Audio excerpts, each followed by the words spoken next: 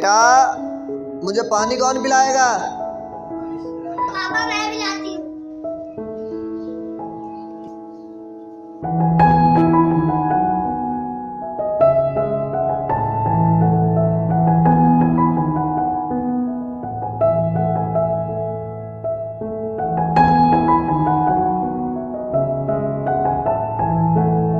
Thank you बेटा। पापा ये क्या कर रहे हो? बेटा पानी पी रहा हूँ और क्या कर रहा हूँ? उल्टे हाथ से पानी पिलाओ, गुनाह है। अच्छा बेटा सीधे हाथ से पानी पी लेता हूँ। इतनी अच्छी बातें आपको किसने बताई हैं? हमारे स्कूल में हमारे उस्ताद ने।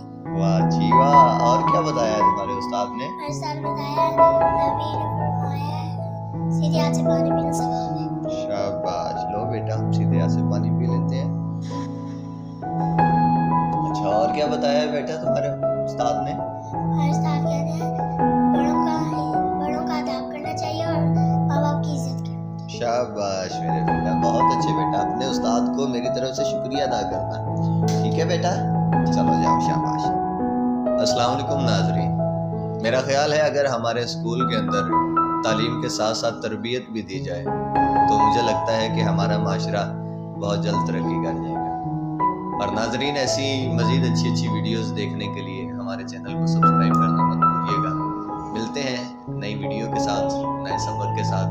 तब तक के लिए अल्लाह हाफ़िज़।